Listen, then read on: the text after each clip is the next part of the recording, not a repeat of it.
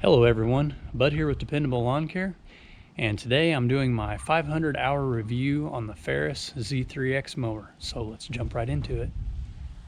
Alright guys, so as I said, this is the 500-hour review on the Ferris Z3X mower. So I'll just quickly give you my background on these two mowers. We have the 61-inch Ferris Z3X with the 37-horse Vanguard engine, EFI, oil guard system. And then we have the 52-inch Z3X mower with the 33-horsepower Vanguard EFI and the oil guard system. Last season I wore out the factory tires and I decided to go with Tweels. So we're running the Tweels on both mowers. I also run the quick shoot block on both mowers, and most of the time I run X blades as far as my blade setup goes. I do change that from time to time depending on the conditions, but most of the season, in fact probably all of the season this year, I'll be running X blades. The other thing that I've added on these mowers is the Toro Trash Bag Kit. So I get asked about this a lot. As you can see, that's just a bolt-on bracket. And again, this is for Toro mowers. They sell these on Amazon, which is where I picked these up at, and just bolted them on, and I've been using them since I purchased these mowers. These mowers are 2019 models. I bought them brand new, 0 hours in 2019. In fact, I even got to be at the dealer and I got to video these mowers being uncrated and assembled, and got to take them home the same day. So there's a video on that. You guys ought to check that out. It was really a neat experience. But as I said, this is the 500-hour review. It's actually 500 plus. So let me show you on the 52. On the 52, I have 522.8 hours. And on the 61, I have 545 hours. So that's a lot of hours to put on any machine. You know, I know there's a lot of guys that probably put way more hours than that on a machine in 2 seasons. But, you know, for us, we average about 250 hours a season on each machine. And so that's just right on par for us. But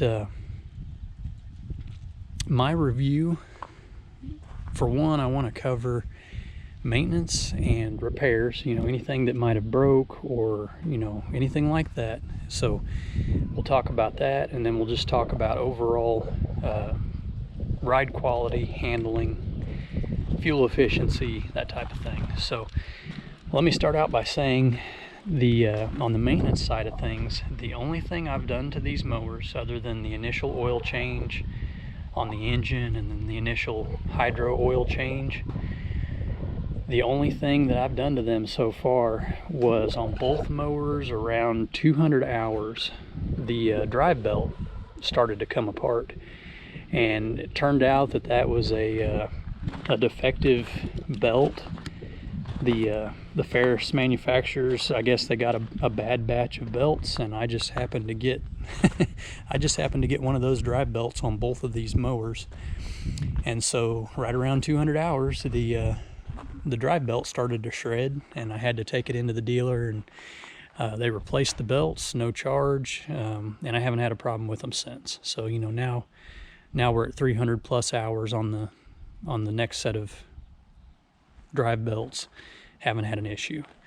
Have not replaced any other belts.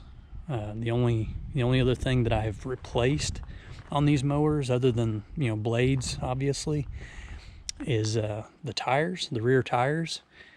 And that was just because they were getting to the point where the traction wasn't great anymore, and I've been wanting to try the Tweels, and so that was my opportunity to go ahead and switch over to the rear wheels. The front tires are still the factory no flats, and they're still holding up great. And when I wear those out, I will probably stick with the no flats. I'm not too sure about the front wheels. I might look into them. I may change my mind when the time comes, but for right now, I'm probably going to stick with the no flats on the front. But we'll see what happens when the time comes. As far as maintenance, so obviously you've got the 500-hour oil change with the oil guard system, which is just absolutely amazing. You know, I've still got another 100 hours to go on these machines before they'll be due for another oil change. And then after that, obviously another 500 hours. I'm probably going to go ahead and change the oil before the season starts this year. And that's just so that I'm not 100 hours into the season, you know, halfway through the season and have to change it then. I'd rather just go ahead and do it at the beginning of the season. It's not going to hurt anything. And that way I'll have it out of the way. But I do know that there are a lot of guys, you know, running the Kawasaki engines and the other engine brands that are out there without the oil guard system, that is. And they're changing the oil in their mowers every 50 hours, every 100 hours, you know, whatever the case might be. And that's a lot of downtime. Plus, you know, it's just a lot of time and maintenance in general. So other than the oil change, the hydro, that's a 500-hour also, I believe. I actually need to look that up. I think that's correct, but I'll check on that to make sure. And then whenever I change the blades, which usually I change the blades every week, and that's just because in my area, the terrain around here is pretty hard on blades. And so I change the blades once a week, and usually every other blade change, so about every 2 weeks, I'll grease the spindles, check all the other grease points, you know, to make sure nothing's dried out. But the spindles really are about the only thing that I grease on a regular basis. The other grease points on the mower don't need to be greased that often. In fact, probably, you know, twice during the season, I'll go through and grease everything else. So maintenance is fairly low. You know, I mean, they could have the sealed spindles and then you wouldn't have to grease those even. But I like having the Zerk fittings on the spindles so that I can grease them and know that they're lubed properly. So maintenance is really low on these mowers, which is a big plus. The ride quality and the handling on these mowers are absolutely amazing. The ride quality, for one, you have this pivoting front end on the Z3X, which does contribute to the ride quality. And then you have the adjustable platform. It has, not only does it have spring tension, but it also has a coilover shock like you would see on a motorcycle or an ATV. And the platform is adjustable, so you can adjust it based on your weight for a better ride quality. And you know, I've spent all day on these mowers. You know, the 500 plus hours, that's all me. You know, well, Gage and I, but we've each put over 500 hours on these machines. And the ride quality is just phenomenal, guys. Between the suspension, the pivoting front end, the really nice, you know, pad that you have to lean into, they're just super comfortable mowers. And I have no regrets going from sit-down mowers to stand-on mowers. That was a smart move on my part, and it's been a huge back saver for me. So really happy with the ride quality. Definitely no complaints there. The other thing is handling. And again, I have nothing negative to say on the handling of these mowers. And guys, I'm not just saying this stuff because, you know, I purchased these machines. I have money wrapped up in them.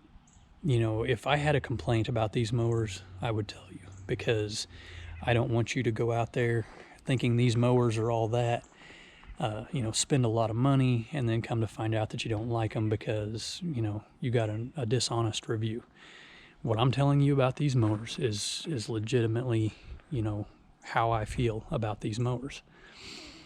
Again, handling is just fantastic. From the hydros, the controls. You know, the controls are all just super nice. You've got your blade raise and lower right here, parking brake right here. You know, everything's just super easy, simple to get to. You've got speed control adjustment on the front bar, so you can adjust your speed, which, you know, controls how comfortable this is also. You know, just really good handling. They do phenomenal on hills and slopes. Honestly, they probably do better than they should. You know, I've taken these things on hills and slopes that I probably shouldn't have. But the nice thing about a stand-on mower is if you get into a bad situation, you literally just step off the back of the mower, you know, bail off, and, you know, at least you don't get hurt. But I've never had to do that. I mean, these machines are just incredible. So, you know, handling, ride quality, overall build quality, these are just really, really good machines. In my opinion, these are the best mowers on the market. The cut quality is there, the ride quality, the handling, and the maintenance. Like I said, in my opinion, I think these are the top mowers on the market. And that's just my opinion. You know, I don't have any statistics to back it up. But as I look around and I see other mowers, other brands, there are a lot of things that they just don't have, you know, that don't measure up to these mowers. So very happy with them. I really don't think I could have done better with my decision to purchase Ferris Z3X stand-on mowers. So anyway, as I said, this is my 500-hour review on the Ferris Z3X stand-on mowers. I'm incredibly happy with them, and when I get to the point when I'm ready to buy new mowers, I will be buying Ferris Z3X mowers. Hands down, without a doubt, that is what I'm going to do, because I am thoroughly pleased with these, and I don't intend to get rid of these. When I get to probably about 750 or 1,000 hours on these mowers, I'm going to keep them and use them for the bagging systems, the Toro bagging systems, and then I will probably buy another identical pair of Z3X mowers to be my primary, you know, mowing mowers, and I will keep the other two for collecting, and that way I can just leave the baggers, or at least leave all the brackets and everything on those mowers, and have the newer mowers be, you know, totally dedicated to mowing. That's my end goal. You know, when I get down the road far enough to purchase new mowers, that's my plan, is to hang on to these and continue using them for other things. You know, I might even do something like I did with my Great Dane and turn one of these into a you know, a machine that I use for treating lawns, you know, as far as like aerating, seeding, stuff like that. So anyway, excellent mowers, guys. If you get a chance, demo these mowers, and don't just demo these mowers. I demoed everything I could get my hands on that I could buy locally, which was John Deere, Bad Boy, Ferris, and Skag. Those were the brands that I tried out that I could get my hands on locally, and the Ferris just stood out above and beyond. And I'd say the close second, in my opinion, was the Skag. But the main thing with the Skag was that the one thing it didn't have that I really wanted was this pivoting front end, and also the deck raise and lower on the Skag was quite a bit harder than it is on the Ferris. And those were kind of the two big things that that swayed me towards the Ferris. But Skag was a close second. But again, like I said, I would highly recommend that you demo everything you can get your hands on in your area and go with what suits you the best.